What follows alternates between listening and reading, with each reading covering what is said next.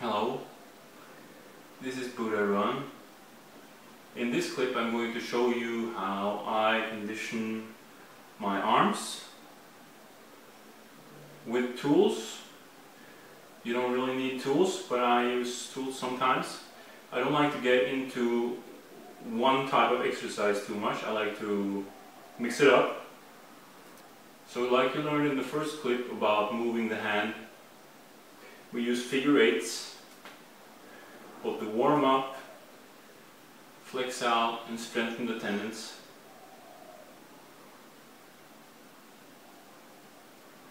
You probably know how to do this now. We can work with tension.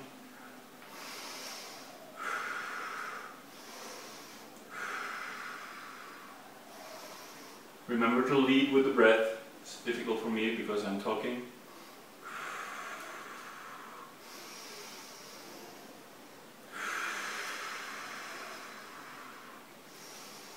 You can also do like you're grabbing something. Here I'm keeping tension in both sides of the arm to get a good strengthening of the tendons. Should be able to grab and hold this way, out like this. Should be able to grab all the different ways. Grab or claw. And then you can stretch out again with figure eight movements. Only with the wrists, like isolated, not movement of the shoulders. Or you can do big movements where you engage the shoulders. The type of equipment I use to condition the hands. Got some balls here with spikes on them.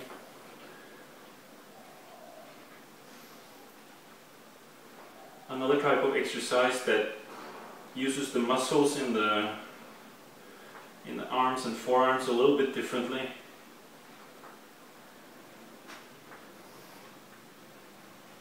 If you do this for a long time with equipment like this, you're gonna feel the burn. They're not necessary, but it trains up a slightly different part of the hand. You can do different kinds of movements with the hand to get a good exercise in all the different parts, all the different kinds of movements of the hand. Anyway, I use those sometimes. I also use these chi balls. I have two pairs here. And in the beginning, it's difficult for you. You can let them touch all the time. Like that. You should be able to do it this way, the other way. Now you see I do it mirror. You can also do both ways at the same time. And both ways the other. Both the same way, the other way.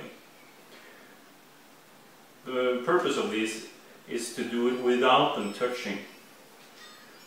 And you have to do this slowly at first. You can make your own balls. They don't have to have the chime. Actually, I've heard that the original ones didn't even have chimes in them. You should be able to do without touching at all. And then you have to use a bigger area of your hand, so you have to really develop your motor skills to open up the hand and be able to do this really slow. This clockwise, counterclockwise, or one going one way and one going the other way.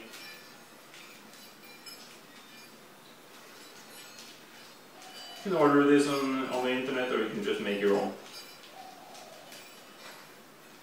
These balls are also nice if you want to toughen the muscles in the ribs like this, which is a part of Qigong iron shirt conditioning. In Systema we mostly use punching. We use contact, we punch each other first slowly and then more and more hard. If you don't have a partner, you can use balls like this to massage different parts of your body. I also bought these ones. Gym equipment is normally fairly expensive, so I try to find cheaper alternatives. You can attach these to your fingers like this.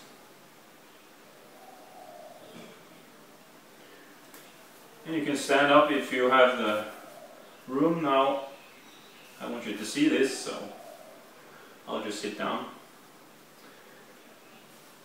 And then you can stretch them out until you get the resistance you want.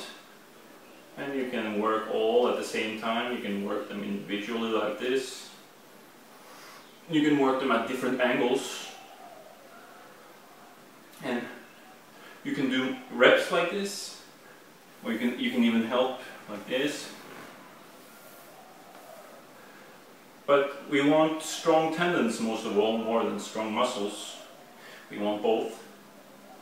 So if you want strong tendons, you should do static exercises like this. Remember to breathe.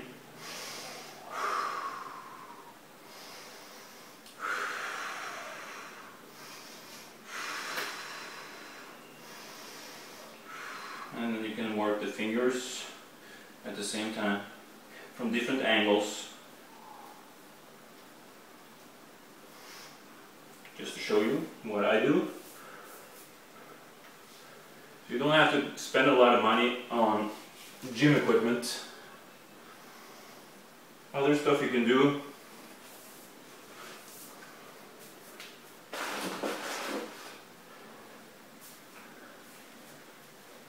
I bought 2 mortars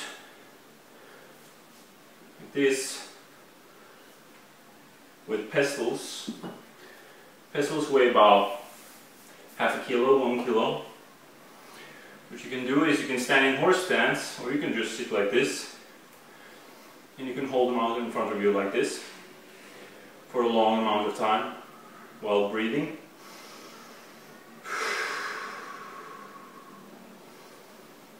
This is really easy at first, but it quickly becomes really hard. It's a nice psychological exercise, nice exercise to warm up the body, to strengthen the tendons. You can stand in a horse stance, you can even stand like this. Now I'm training the front of my shoulders, another part of the shoulders. You know, you can exercise, you can vary these exercises, experiment by yourself. Or you can use them in movement, something like this. This is actually kind of a figure 8 movement. Same movement they use for poi.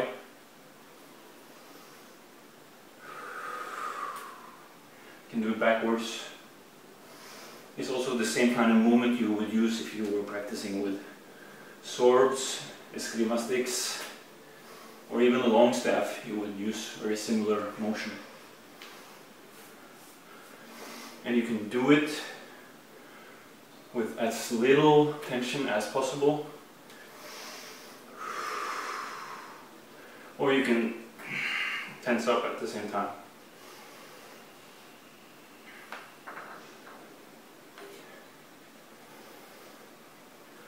Also, I use these mortars. These 1 kilos are very good in the beginning. More than enough for you to just spend some more time. You can stand like this in front of the mirror, and then you can take the time and see how long you can stand and try to improve. If you leave a comment and ask me to, I'll see how long I can stand, and then you can compare. It's nice to have someone else to look at, maybe put on some good music and see how long the other one can go. To increase the finger strength, I use these mortars here. Same thing. I use dynamic motions to strengthen the fingers, and I also use static motion to see how long I can maintain the grip like this. Now I'm strengthening the tendons in the outside of the arms. You see the outside. Also the fingers, the forearms. could also do this out like this and see how long I can do. Or behind, like this. You don't need to buy expensive weights, you can just do stuff like that. If you don't have access to mortars, you can use stones, bricks, whatever you like. But I like mortars because they have these different types of grip you can use. Like here. You can put the thumb under and the fingers over. You can get this kind of grip.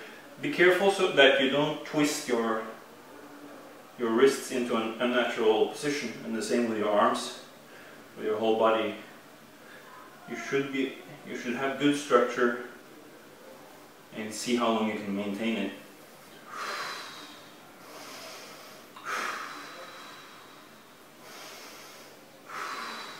Stuff like that. I'm not gonna try to see how long I can do now. I have tiles on the floor here, so I have to be careful. If I drop them, I'll break both the mortar and the tiles probably. Just to give you an idea how I do this stuff. This is a really cheap alternative. Water bubbles. If you want to practice improving muscles more than bones, more than tendons, you do high intensity. You do it faster and tire out the muscle. You can use, this is too light, you can use 2 in one hand. But these handles here are great for grips. You could also tie stuff to a rope and hold the rope. So see how long you can do this kind of work. If you're new to this, just use less weight.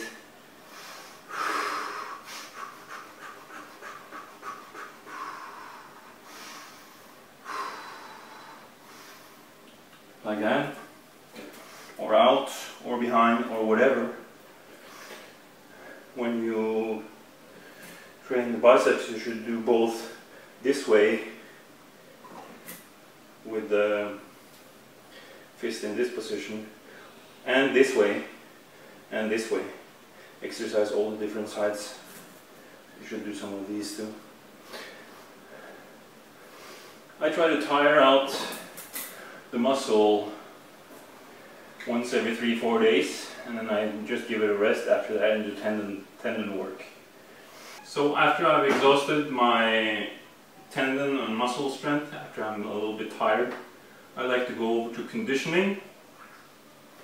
And this is an area that's fairly new to me. I've been conditioning with strikes and Systema, but I wanted to do some iron sharp, so I read Dr. Young's Muscle and Tendon Changing Marrow and Brain Cleansing Qigong.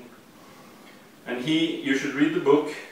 He emphasizes that you should massage your core and do a lot of Qi work first to develop your Qi, and then only gradually go over to conditioning the limbs.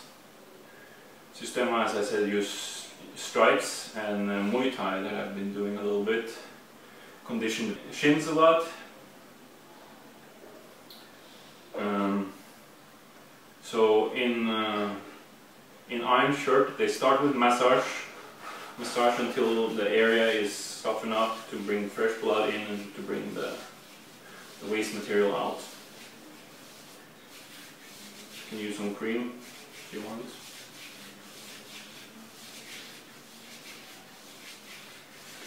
And then they use slapping, and then they use pounding, and then they use striking.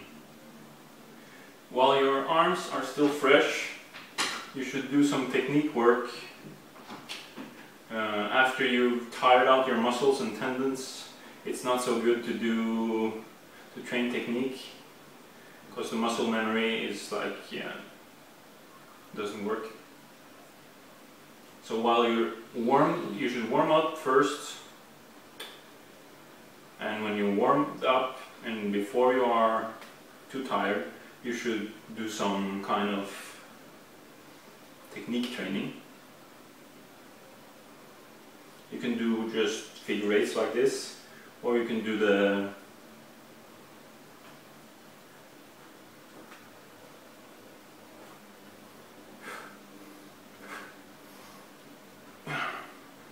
whipping punches. Qigong has this, Systema has this, Bruce Lee have this. Some people have accused me of ripping off other styles, but I've been studying other styles. I'm making up my own system, practicing using the principles for movement, which are the same in all real martial arts. It's the same human body for everyone. Everyone's different, but the same principles apply. So no one has a patent on whipping punches. Like Muay Thai doesn't have patent on elbows, right?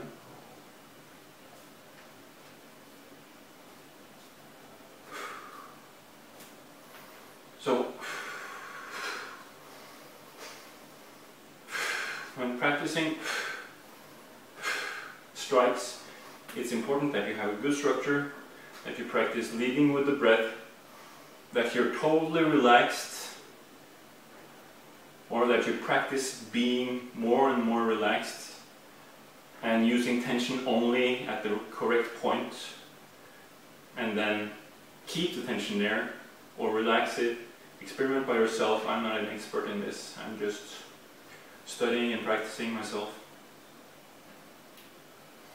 So in the beginning I had problems getting this right when I was practicing the finger jab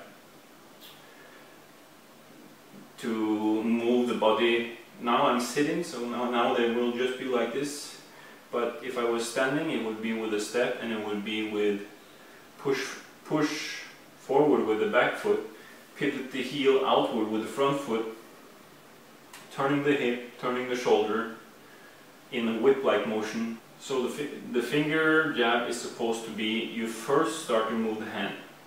When the hand is moving, if you are standing, the rear foot pushes forward, the front foot pivots outward, which transfers the energy up through the hip. You have a rotation of the hip, rotation of all the muscles going up, rotation of the shoulders, which comes together with this forward moving hand, which should end in a snap like this, or in a snap like this, depending on whether you want to hit with the fist or the fingers.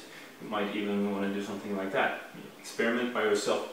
But the whole field is supposed to be relaxed, and it's supposed to be like a line of energy moving up through the body and ending up out through the hand, and ending up with a snap of tension. And Bruce Lee says if there's a lead punch, you should snap up with the wrist at the end. Some people say that the snap should be before you hit the target. Some people say the snap should be several inches after you hit the target. Be very careful with your wrist.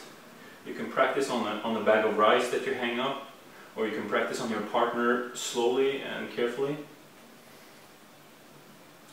Be careful that you don't injure your wrists. So, in the beginning I wasn't able to get the finger jab right.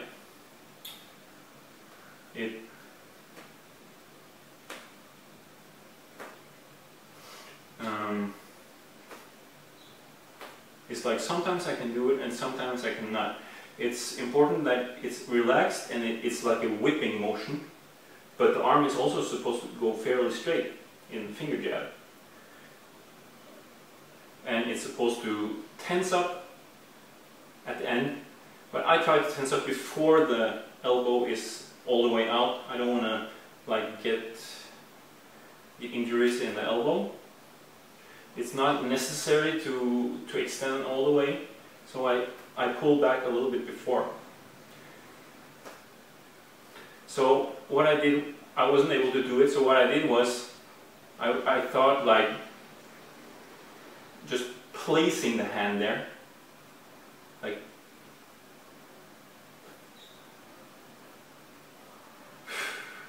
with tension.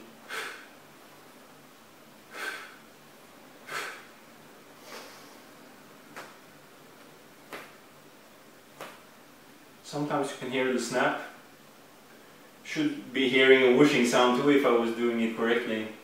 That means that the arm is traveling fast enough to generate some vibrations in the air. So that's what you should aim for. So I tense up and then I relax. If it was standing up with these other movements, it can be a snap back with the shoulder.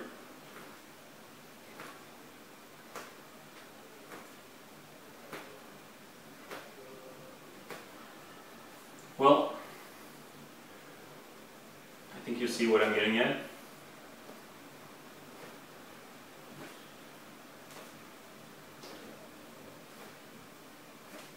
It's a little bit difficult doing this while sitting down.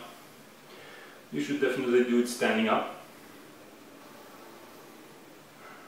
So, Marino had a good question. Where is the arm supposed to be when you strike?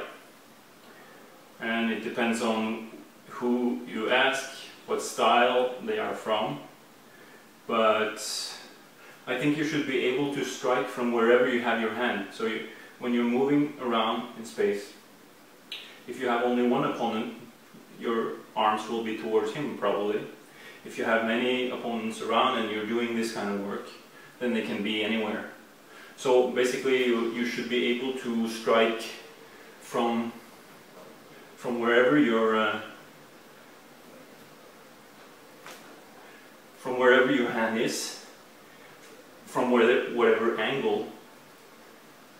This is why these figure eights are very good, because you can hit with all the different parts of your arm and hand and fist.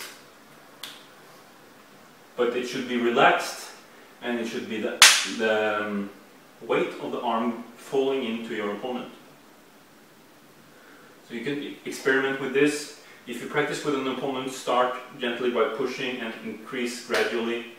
And I'll be making a video about giving and receiving strikes. So you should be able to strike from wherever your hand is. Either just the arm movement. You see, I can do all these different kinds of strikes while sitting. You should be able to do it without losing your balance. If you can do it while sitting and get these snapping sounds, that's a good indicator. And then you can combine it with forward movement, backwards movement, all 8 directions with rotation. And like I said, the power is generated from a starting point, into an ending point, and the energy is supposed to go in line, like so. If you have a rope and you snap the rope, you can see the wave of energy traveling through the rope, and then if you pull it back at the end, you get this whipping motion. So each part of the limb can be drawn back, and if you do that, if you time it correctly, it will be like a whipping motion which amplifies the force of the previous segment, and then you do it with the snap at the end. You can generate a lot of force. So you should be able to do this without moving, or with moving in 8 directions, with and without rotation.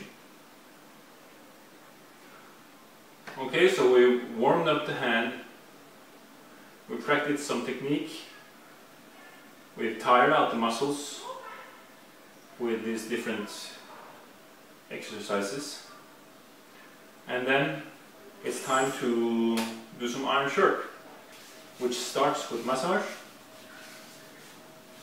Massage to get the blood out, flowing around here, and get the waste material out. So first warming up and massage, then slapping, then pounding, then striking. I haven't begun pounding and striking much yet, so I'm just experimenting with slapping here. I don't want to injure myself, and I suggest you take it easy too.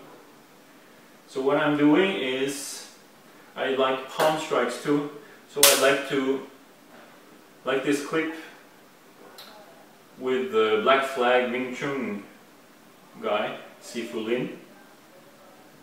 He just smacks the guy on the inside of the forearm, but it's almost a knockout because he has conditioned his hand and he has correct technique. You know, the arm is just like falling in. So we want to condition the forearms to be able to withstand some force and some pain, and we also want to be able to deliver with all the different parts of the arm.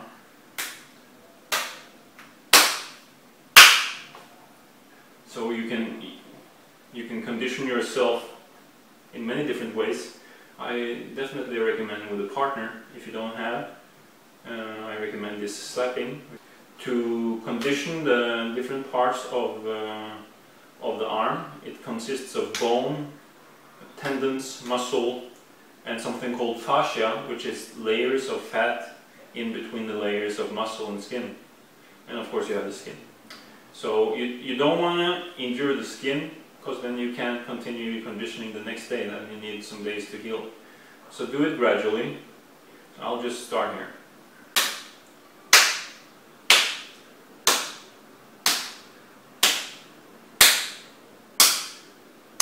I'm conditioning the inside of the hand I'm striking with, and I'm conditioning the place I'm striking on.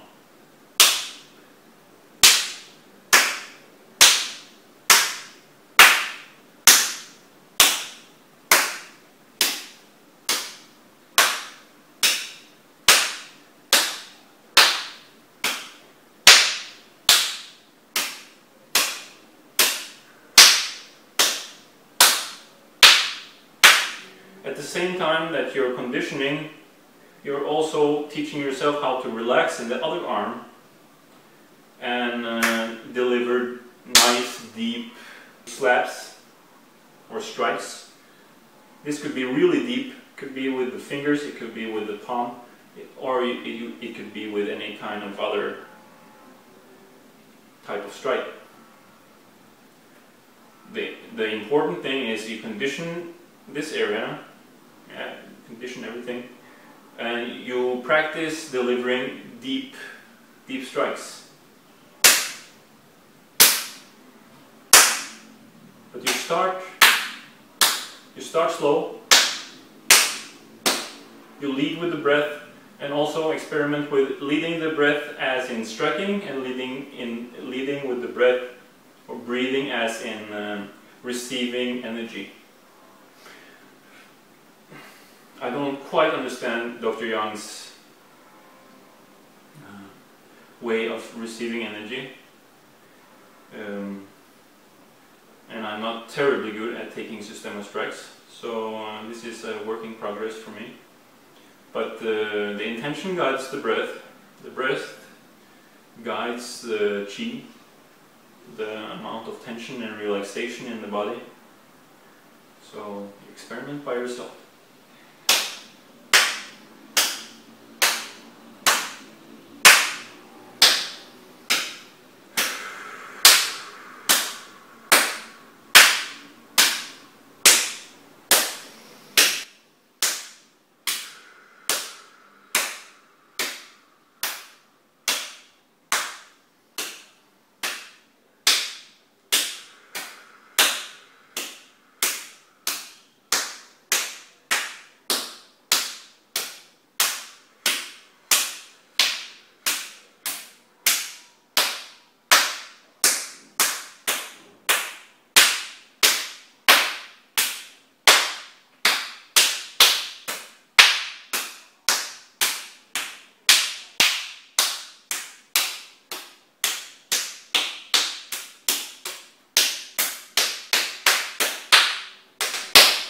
You see I'm already red. If you do this every day, every other day, every 3 days, gradually your body will react to the stimulation and it will be conditioned and stronger.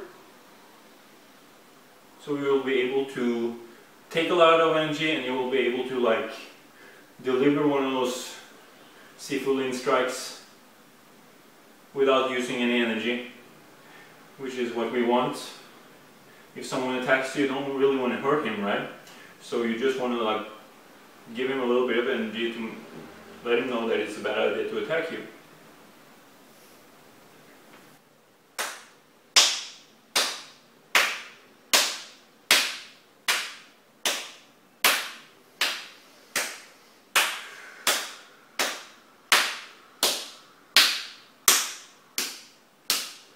Normally I would do this for a long time, start out slowly and increase gradually, and in the end I would like really increase until it was, well, I don't think it's uncomfortable, I actually think it's kind of nice.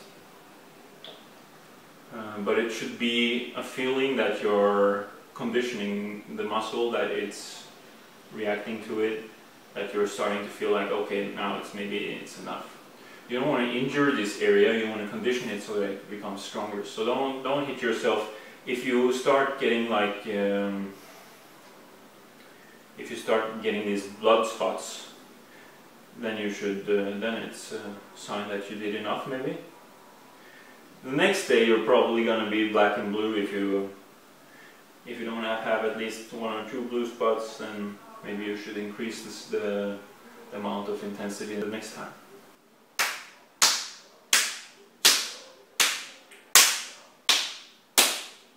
So you have to do this by yourself, continue for a longer amount of time than I'm doing.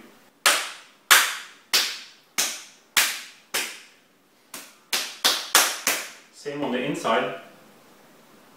That's a more sensitive side, and you have all the blood vessels here. So be careful that you don't rupture and destroy yourself. Take it very gradually in the beginning and increase as you become more experienced. I'm mainly conditioning the arms now, for now, in the beginning. I will continue doing more body conditioning as I become more experienced. But I thought that the arms are a nice testing ground for this new type of conditioning that I'm into now. So as time progresses, you'll see how I do, and if you try this out for yourself, you'll gradually feel you're becoming more conditioned. You'll be able to deliver harder strikes and take more energy without feeling pain. And you'll also see that your physiology changes. If you do a lot of this kind of exercises, then your forearms will grow and your wrists will be bigger. So this is a work in progress in conditioning the forearms. When I see how my body reacts to this forearm conditioning, I will increase it to the rest of the body. I'm already thinking a little bit about conditioning the face and the head, like they do in Shaolin. If you research the Shaolin monks, you will see how they condition their body. They also use water to condition the palms, but I really think that this is more than enough. You really can, and you can do some heavy clapping at the end. You'll really get more than enough conditioning of the forearms and the hands. So I will gradually begin conditioning the face, the head, the upper body. Another area that I am in the process of conditioning is the shins. In my kicking clip, I was talking about conditioning the shins. You should be able to, if you want to kick with the shins, you should definitely condition them. And if you want to block kicks, it's painful if you haven't done any kind of conditioning. And you can do this you can do conditioning by kicking on a heavy bag, by sparring with a partner. I don't have either at hand, so what I do is is I condition with equipment. I have this one here. In the beginning I massage the area I want to condition. So you can use, for example, tiger balm. There are other kinds of substances that are supposed to be good for this.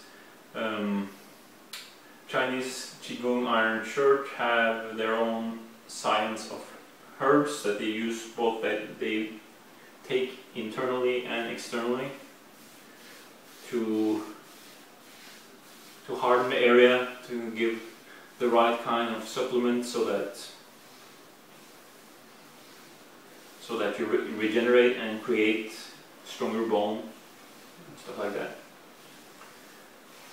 I use tiger balm, warming tiger balm, and then I start conditioning the area. In the beginning, this just a little bit of touch is going to hurt.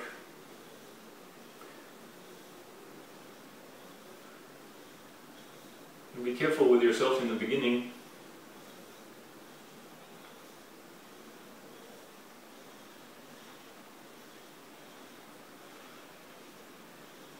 This is quite painful.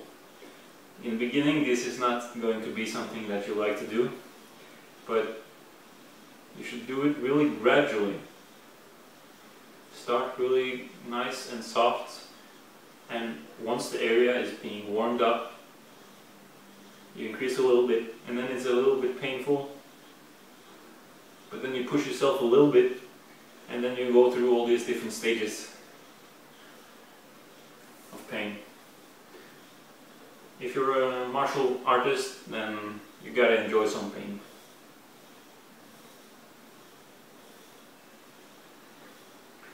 There are healthy kinds of pain and there are unhealthy kinds of pain. You should be careful not to injure yourself, but you should be able to withstand some conditioning. And the more pain you take by yourself, the more pain you will be able to take if there should ever be a situation, or if you only spar with a partner. You want to be able to keep going for a while. You want to be able to put some force into it. So conditioning is a really good thing to be doing. Another thing I do is I have these old ankle weights which are filled with sand. You can make this kind of stuff by yourself. If you don't have sand-filled ankle weights at your disposal, you can use plastic bags and fill them with sand, or you can experiment with using other kinds of materials. A slick rubber tire is great for conditioning the shins. Muay Thai people use that a lot. So what you do is you take the bags of sand. Sand is really great because it's heavy. It offers resistance, but it also moves away when you hit it, so you don't injure yourself. Sand is small stones, so I wouldn't be kicking on big stones. That would be a bad idea. But kicking on bags of sand is really good. Okay, I'll just start here. These are really good because they hit the whole of the shin at the same time. They're fairly heavy, as you can see.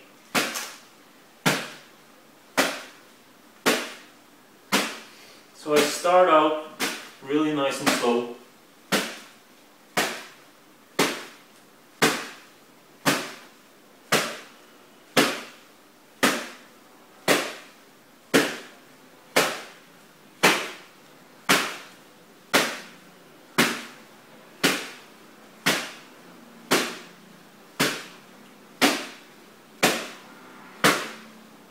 Once you've hit your shins a few times, the area will start warming up.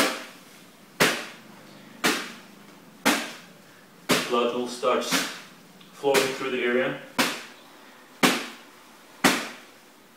And then you can experiment with increasing the intensity as much as you like. You don't want to hit it. You want to hit it many times at a low intensity and then speed gradually up. If you hit too hard in the beginning, you may injure yourself and you don't give the area a chance to react to the treatment.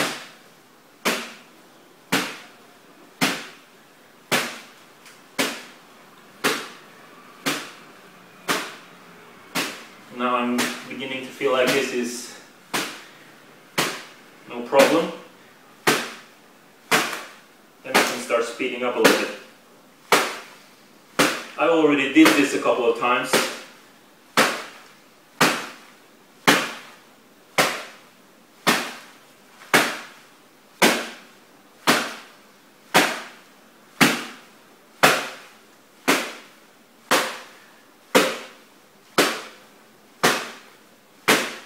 Okay, I don't really need to show you just how long I'm doing this.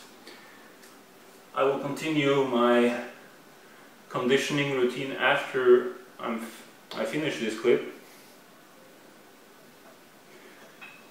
You should find your own pace, your own intensity. Listen to your own body. Warm it up first, then do some technique. Then tire out the body with muscular and tendon work. Once the body is tired, do some flexing, massage the area, and then you can start with a little bit of conditioning. Or you can do it any way you choose. That's how I do it. So after I've hit it with the sandbags, I'll go over with this wood here. I'm not so concerned with the meat on the outside of the bone. What I'm concerned with is conditioning this bone right here, because this is the part that will stop the kick, or this is the part that will be the part that hits your opponent. Either the blade of the shin in the front here, or the flat part on the side here. You should condition, or I condition the tip here, like that, and then I condition also the flat side of the shin. And after I've done this for a good long time, put some more tiger balm, some aloe vera, give the area a good massage.